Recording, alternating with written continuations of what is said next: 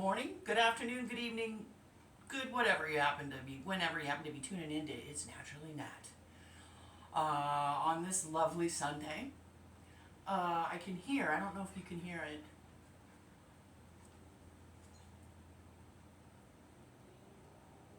ever so lightly raining, right? We don't get a lot of that out in the mountains up here where I live, and I wish we got more because it's pretty darn, it's been dry. Hear that? It's lightning or thunder. It's been pretty darn dry here for a year, so we can use any precipitation in whatever way it can come. And it's been so long since we've had like a light, longer rainstorm, longer than 5 minutes. It's so peaceful. So if you're somewhere in a droughty area or you have a light rain out and you have the day off and it's Sunday, I hope you're enjoying it and opening your window if you can, if it's not too chilly out, and enjoying that rain. Anyway, I get nostalgic when I think about rain. What am I going to make today? Well, what I'm going to make today is, we've all had that traditional Italian caprese salad with some sort of riff on cucumbers, tomatoes, fresh mozzarella cheese, and ooh, isn't it yummy, right? I was thinking about one of my favorite restaurants. Yes, I have a restaurant in this area that I recommend that's really good. I don't have a lot. There aren't very many. But there's one that makes this salad so good year-round. I don't know how they do that. I do not know how they do that. And I was trying to recreate it the other night, and it tasted wonderful. It tasted almost as good as theirs. I was trying to get it real pretty like theirs. They do this really thoughtful presentation with the tomatoes and the cucumbers, and it didn't work. It was sloppy. And I was frustrated because presentation to me with food is everything. You eat with your eyes first. Can't remember whoever it was that said that. So true. So today I was tinkering around with some tomatoes, and I came up with an idea I think that is just as cute as other Italian salads like this, is like my favorite restaurants, but maybe a little bit more easy to eat without it getting sloppy and dripping down your shirt. And because sometimes those salads, especially when they're made in a restaurant, are real cutesy, but they're not practical to eat, meaning which means not practical to take to work for a work lunch, which means not practical to eat on your deck, which means not practical to take to the beach or take on a picnic. If it's sloppy and falls apart but looks pretty on the page, right? So we're going to do our version. Let's go ahead and get started, or my version. I've never seen my version done anywhere. It's just something I made up. So we're going to need some small cherry tomatoes, right? I went ahead and gutted them. We're going to gut them and cut them and stuff them and fill them and eat them, right? And I went ahead and did a few right here, right? I cut a little bit off the bottoms. Maybe we'll take this up here a little bit so you can really see, right? Can you see that? I cut the top just a little off the bottom so they would sit nice. So this could be maybe a movable food. See what I mean? See how it's not slipping and sliding everywhere, or go on a picnic, or go to the office with you. And then I cut the top off, and then I scooped out the insides, and I left two to show you how I'm going to do that. Okay, and I'll do that in a minute. Traditionally, the Caprese has a soft mozzarella, which I like, but I don't often have because it doesn't keep as long as the harder, firmer, aged mozzarella. So that's what we're going to use. I have a good brand in my refrigerator anyway, a really good Italian brand that I always use for pizza. Oh, my girls don't like the THUNDER. So they don't bark though. They get too scared. I'm so sorry. You can all stay next to me. Anyway, there's the cheese that I like to use for my pizzas and such. You're going to need some of that, cubed, cut very small dice. And I was thinking today about using fresh chimichurri that I have frozen in the fridge. Well, it's not fresh, it's frozen. But it's fresh because it's homemade.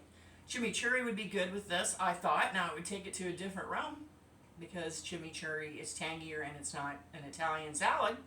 But I thought about it, but then I also remembered I have this older pesto I need to use up. You could finish with some mozzarella. We'll see how I feel at the end of this plate if I finish with some shredded mozzarella or shredded Parmesan, or even shredded salted yolk, which we'll talk about that in a minute. And then we're going to need cucumbers, okay? So when you get all your stuff together, your mise en place, get everything ready to get together, you can make this. I have some fresh chives.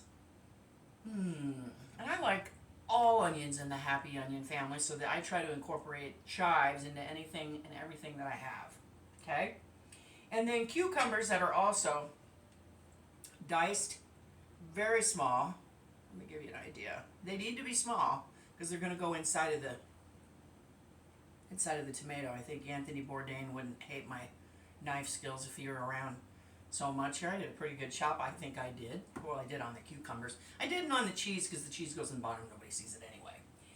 And then these are just so much fun. I found these on sale. I've never used these little mini cubes. I don't even know if they have a particular name. Nope, just mini cucumbers. Okay, but they smelled good and they grabbed me in the grocery aisle. So chopped, and then we'll chop this in a minute. I'll show you how I did these little tomatoes. Now, if you have like a long iced teaspoon like this is ideal because you're going to use both ends to clean out this tomato.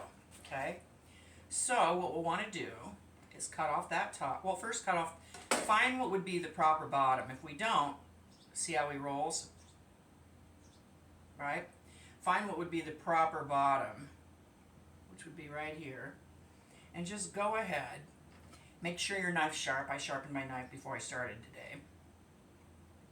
And you're just going to cut off a very little bit so that he sits nice and proud. See how little I cut off? Okay? That's why you got to have your knife sharp. Okay? So cut that off so he sits nice. All right? And then you're going to want to cut off this, or if you got these from the store, this won't be here, but that little center thing, well, cut him out. And you could go a little bit deeper. I'm going about, I don't know, 1/2 inch in to cut that out. Okay. We don't need that. You can snack on it. Then what I like to do is take this, and I just call it an iced teaspoon because it's got a pointier spoon nose, if I got my utensil terminology correct. And what we're going to do is we're just going to go around here and dig this out carefully. You want to be careful. Now you're probably thinking, naturally now, why don't you just use a paring knife? And I do have my chef's knife, which I use for absolutely everything. And I have an ancient paring knife that I think Mom gave me when I went off to college, or even Grandma. Okay, but it's not sharp, and I do need to ask for a new paring knife, a sharp one, for Christmas. And also, you can cut yourself if it's too sharp by just going like this. That's why I like a spoon. Look what happens if I... Okay, so a spoon, it seems dumb, but it's not really that dumb. Okay? And then once you go all the way around with the spoon, sometimes it'll come out real easy, and sometimes it'll fight you. That's when the other end of the spoon, which I'm using right now, back and forth, can get all that. You don't have to get all that. Just get most of that gel out. So it looks like this. Okay? So, real easy. And look, if you had this at a party, hi, Sarah, would you like one of these? They're not sliding all over the place. Or if it's just you watching Netflix and you make a bunch of these and this is going to be your dinner, little light dinner, you know, looks nice. Treat yourself nice. So let's do another one, okay? I'll go ahead and, where is my, oh, did you hear that? There's some more lightning. The girls aren't liking it. Let me get my other bench scraper, clean up that a little bit. Okay, let's do another one. So, find where the center is. See how he just rolls all over like a little nutty tomato? The center is right here. Cut a little bit, just the tiniest bit off so he sits nice. There, he sits beautifully. I know, I'm so sorry that there's some thunder. I know, but you guys don't like tomato. If I had cheese, I'd give you some. That would help. Okay, now we're going to cut off the top again. Take your Sharpie spoon. and work your way around. Ta-da! Got rid of that. Go ahead and throw that in the sink. Oops, I'm sorry. Uh-oh, dog emergency. I'm sorry. You're okay. Folks, I stepped on a paw.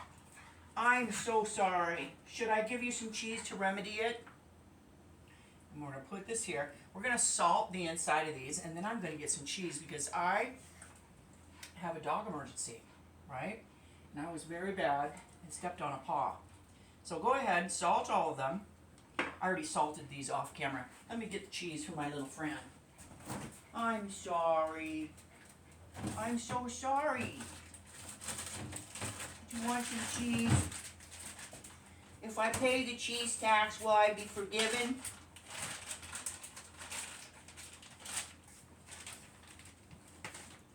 I was told it better be a big piece of cheese.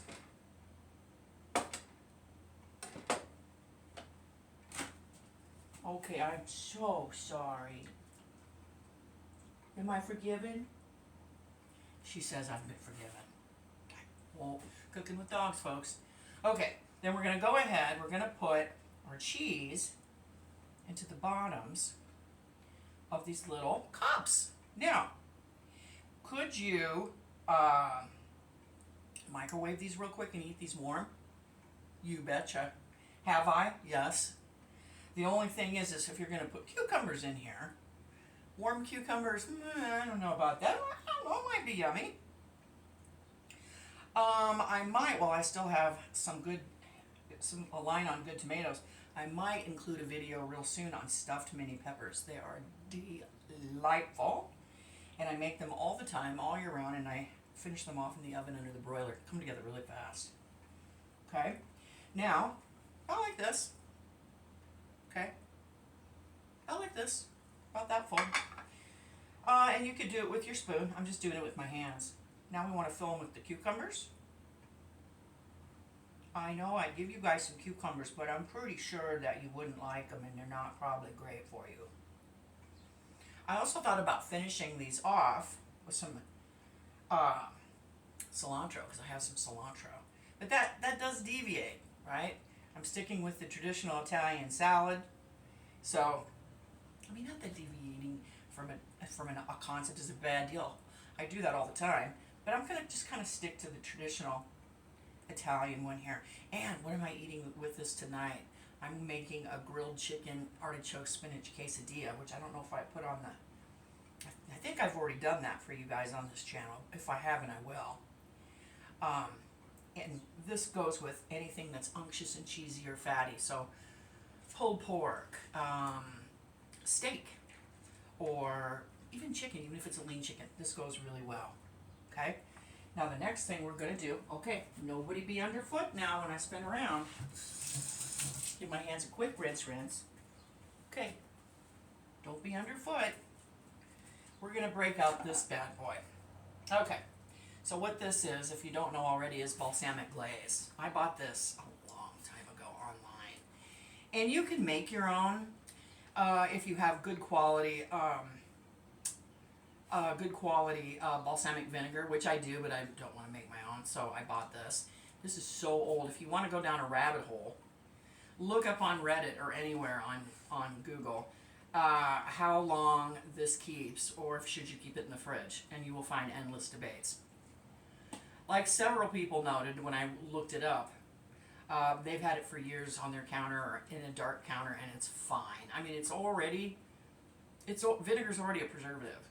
Okay, I did about 4 months ago have to take this out of the bottle, boil it, let it cool, and put it back in here because it got watery. I don't know how old this is. It's a couple of years, but it's going to be our finishing agent on this dish. Okay, if this were freshly made, it would be thicker, and I think the thicker the better. So I might even reboil this just so it's thicker. But this is fine now. It's not too thin. And we're just going to do a zigzag back and forth across the plate. Okay? Then we're going to finish it with the chives. Oh, one tomato barely moved. Okay. Oh, you know what? I forgot the pesto. Ah! I wonder if that was a Freudian forgetful thing, because sometimes I make this without pesto. But you want pesto, I've got store-bought. Not a problem. We can put it either on the bottom, take the cucumbers out, or just put a little bit on the top. Doesn't matter. I'm going to put just a little bit on the top. But usually when I remember to put it on there, I put it in the bottom of the tomato. I don't think it matters. You could just, I could have left this out. It's just, I just suddenly remembered. You could leave it out if you don't like pesto. I don't know why you would, but some people don't like pesto. Right? If you don't like garlic, you ain't gonna like pesto. If you don't like basil, you're not gonna like pesto. But I almost forgot it. Ha! Either way, I think it's gonna be fine. Okay, now we're gonna hit it up with this. Just go back and forth, just like what you see when you get it at something similar to this at a restaurant. We're just gonna go back and forth. Or you could even just do, oh, that just came out lovely. You could just do dots all over if you wanted to. Then finally, to finish this, we're gonna go ahead and run through these lovely chives. I'm gonna use the rest of them in my other dish. What are you working at? Hold on, let's see. Roast. Shh, shh. There's nothing out there. Shh, shh. Cooking with dogs. Okay, go ahead, and you're going to want to give this just a pretty sprinkle all the way around. There we go. And that is ready as your side dish. Your vegetable component. Hey. How about mozzarella? I forgot I had mozzarella earlier. Anyway, here's your vegetable component to your meal, or here's your appetizer.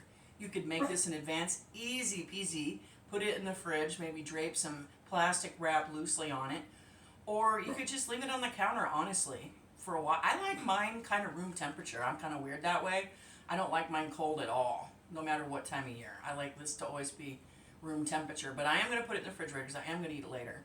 But I'll take it out 40 minutes before I'm ready to eat, because I'm a weirdo. I like this room temperature. So go ahead, tell me down in the comments how you make yours when you make this simple, hey, Italian dish. Do you layer it? Hey, more cheese tacks.